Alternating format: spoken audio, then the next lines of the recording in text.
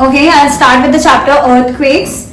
Earthquakes, what is the meaning of earthquake? It is a sudden vibration under the earth's crust. अर्थ का crust क्या होता है? अर्थ के नीचे का जो जमीन होता है, ठीक है, जमीन में क्या होता है? हल्का सा वाइब्रेशन होता है, और जब वाइब्रेशन इतना ज्यादा तेज हो जाता है तो हम लोग को वो कौन से फॉर्म में फील होता है? अर्थक्वेक के फॉर्म में फील होता है. So let us read the definition. It is a shock or series of shocks due to the sudden movement of the rocks that are there inside the earth's crust. Okay, these are the keywords that you need to write down in your answers. What is the meaning of shock waves? Shock wave means seismic waves. Waves का मतलब क्या होता है? जब भी वो जो vibration जब जनरेट होता है तो कुछ ना कुछ तो फील होगा ना हम लोग को. हम लोग जो ऊपर रहते हैं तो हम लोग को कैसे फील हो जाता है? तो एक तरीके का वेव्स होता है जो पास ऑन होता है, अंदर से जो पास होता है उसको हम लोग क्या बोलते हैं? सेस्मिक वेव्स बोलते हैं. और वो कहाँ तक आता है? एकदम ऊपर तक आता है, सरफेस तक. सरफेस को हम लोग क्या बोलते हैं? एपीसेंटर बोलते हैं. क्या बोलते हैं? एपीसेंटर बोलते हैं.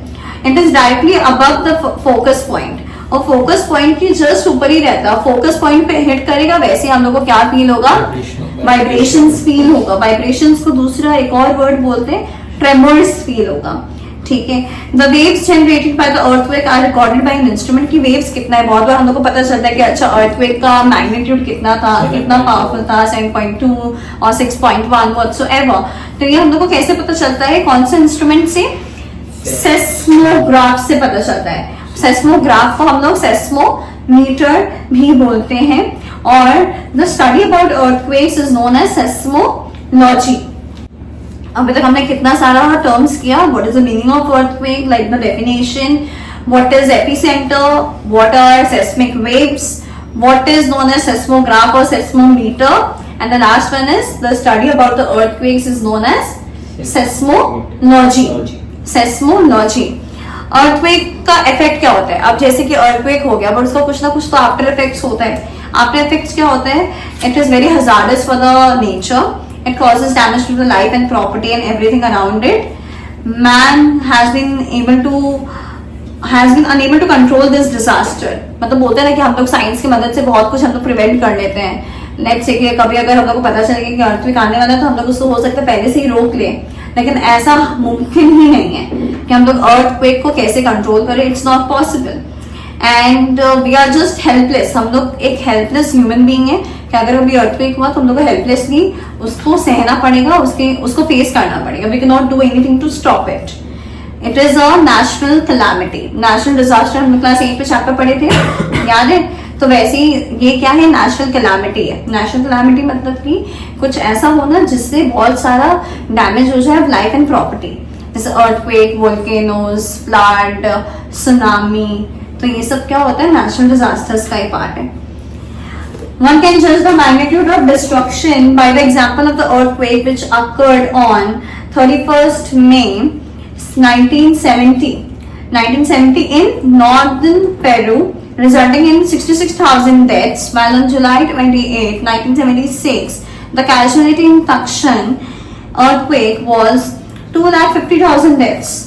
तो कितना डेथ होता है? Can you see the magnitude? कितना लेवल तक पहुंच जाते हैं? 66,000 लोगों का डेथ होना is not a small number, it's a huge number. ऐसा हो सकता है कि एक एरिया के सारे लोग मर गए. 6,000 deaths in 1970 and just after 6 years 2.5 lakhs. 2,60,000 people died.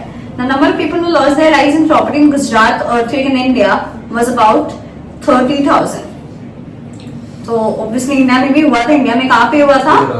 Gujarat में हुआ था. इसलिए हम लोग उसको क्या बोलते हैं? Gujarat earthquake.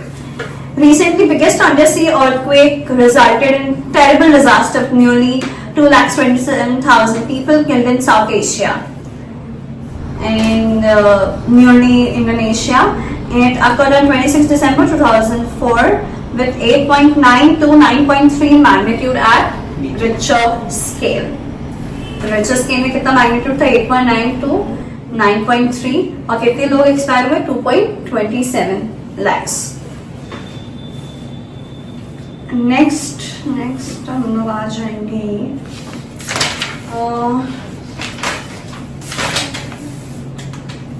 consequences of earthquakes. consequences of earthquakes क्या है कि जब भी earthquake आता है तो जो बिल्डिंग है वो क्या हो जाता है? गिर जाता है. तो गिर जाने का हम लोग इंग्लिश में बोलेंगे इट कोलैप्सेस। बिल्डिंग कोलैप्स हो जाता है, बिल्डिंग नॉक्ड ऑफ, मतलब उसका पूरा फाउंडेशन है ना वो वहां से पूरा गिरा हुआ है। ऐसा नहीं कि सिर्फ ऊपर से करता है, ऐसे पूरा नीचे से पर पूरा ऐसे गिर जाता है। लैंडस्लाइड्स हो जाता है। लैंडस्लाइड्स मतलब क्या होता है, बहुत ज्यादा ये हिल स्टेशन में होता है कि जो लैंड है वो या तो टूट जाता है या ऊपर का कोई लैंड वो टूट के नीचे आ जाता है। Fire breakout due to earthquake. Fire कैसे ब्रेकआउट होता है? They can be used by flammable materials being thrown into the cooking or heating fire or broken gas lines. The major consequences of earthquakes are, जैसे क्या होता है ना, जब earthquake होता है तो गिरता है, जब गिरता है तो कुछ केमिकल, कोई जैसे सिलेंडर ही गिर गया तो गिरने से क्या होगा, सिलेंडर ब्लास्ट हो जाएगा, या गैस अगर जल रहा होगा फिर वो सिलेंडर का पाइप कहीं लग गया, क्योंकि वो गिर रहा है ना, गिरते हुए कोई भी किसी से भी कुछ भी कांटेक्ट में आ सकता है, तो क्या हो जाता है, results in fire which again causes death of so many people and damage to life and property. Loss of property, ये same चीज दिया हुआ है. Again the example is given, the earthquake of Turkey on August 17, 1999 killed about 17,000 people and damaged worth billions of dollars. Billions means in crores. कितने सारे properties क्या हो गए, damage हो गए. Loss of human lives obviously it is always the humans that suffer definitely because humans die. The buildings gets damaged, जो पूरा building मतलब गिरता है तो obviously लोग भी मर जाते हैं. Flash floods कैसे होता है, जैसे earthquake हुआ उससे flood कैसे हुआ, क्योंकि जब earthquake हो रहा है तो वाइब्रेशन हो रहा है ना, तो वाइब्रेशन में जैसे बिल्डिंग गिरा तो मतलब कुछ वाइब्रेशन में कुछ हिल रहा है ना, इन शॉर्ट, तो जब हिल रहा है तो वो पानी भी थोड़ा मूवमेंट में आ जाता है, जब मूवमेंट में आता है तो ऐसा मूवमेंट में आता है कि पूरा फ्लड का ही रूप वो ले लेता है. इसीलिए हम लोग क्या बोलते हैं कि earthquakes a lot of times results in flash floods. Tsunami is the same thing like flood, so obviously it can result in flood or in tsunami. Next is constructive effects. Earthquakes may result in fissures opening, causing a geyser or a hot spring, which are useful for medicinal point of view. Sometimes earthquake result in the formation of coastal submergence. ये बहुत important है. Coastal submergence मतलब क्या होता है, जो पानी बढ़ता है ना, पानी का लेवल, तो आसपास का कोस्टल जो area, what is the meaning of coastal area? Sea के बीच वाला तो साइड वाला, हाँ साइड वाला, तो साइड वाला एरिया भी क्या हो जाता है, वो पानी से क्या हो जाता है, ढक जाता है, क्योंकि पानी का तो इंक्रीज हुआ ना थोड़ा सा लेवल वो मूवमेंट के वजह से, तो कोस्टल एरियाज क्या हो जाता है, सबमर्ज्ड हो जाता है. इसको आप लोग हिंदी में बोलते हैं डूब जाते हैं, और इंग्लिश में हम लोग क्या बोलेंगे, सबमर्ज्ड हो जाते हैं. And changing the coastal forms, और फिर वो क्या होता है, कोस्टल फॉर्म्स भी क्या हो जाता है, थोड़ा चेंजेस आ जाता है. जो कोस्टल फॉर्म्स अभी तक लैंड जैसा था वो क्या हो गया, पानी से सबमर्ज्ड हो गया, पानी से क्या हो गया, सबमर्ज्ड हो गया. earthquakes forecasting, अब जब आते हैं ज्योग्राफिकल एक्सपेरिमेंट्स पे या फिर फोरकास्टिंग पे, जैसे हम लोग को पता चल जाता है कि कोई तूफान आने वाला है या वेदर खराब होने वाला है, वी न्यू कि आज बारिश होगा बिकॉज वेदर फोरकास्ट में लिखा हुआ था कि बारिश होने वाला है. फाइन, तो जैसे earthquake का फोरकास्ट कैसे पता चलेगा? सेस्मोलॉजिस्ट मतलब जो भी सेस्मोलॉजिस्ट कौन होते हैं, जो सेस्मोलॉजी earthquake के बारे में पढ़ाई करते हैं उसको क्या बोलते हैं, सेस्मोलॉजिस्ट. तो सेस्मोलॉजिस्ट जैसे कार्डियोलॉजिस्ट कौन होते हैं, जो हार्ट के डॉक्टर्स होते हैं, जो हार्ट के बारे में पढ़ाई करते हैं, जो उसके डॉक्टर्स होते हैं, कार्डियोलॉजिस्ट हो गया. वैसे earthquake साइंटिफिक लोग होते हैं जो लोग उसके बारे में स्टडी करते हैं एंड एवरीथिंग, उसको हम लोग क्या बोलते हैं, सेस्मोलॉजिस्ट. जो एक्सपर्ट होते हैं earthquake के बारे में उसको हम लोग बोलते हैं seismologist. Cattle behave unusually and try to break free and ducks refuse to enter water.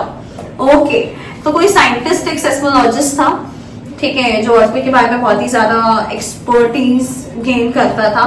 जो एक्सपर्टीज था उनके पास, उससे वो उन्होंने ये बोला कि एनिमल्स के अंदर कुछ वियर्ड बिहेवियर देखने को मिला है, जैसे earthquake आने वाला होता है उससे पहले, जैसे थोड़ा अंधविश्वास होता है ना, तो वैसे ही सुपरस्टिशियस बिलीफ सॉर्ट ऑफ, कि उन्होंने क्या बोला कि जो काउज है वो थोड़ा अलग तरीके से बिहेव करना चाहते थे earthquake के पहले. और क्या बोला, जो डक्स है ना वो लैंड में भी होते हैं और वाटर में भी, तो जो डक्स है वो पानी के अंदर जाएंगे नहीं, फिर they will just not enter the water. Okay. और नेक्स्ट क्या है, snakes come out of hibernation.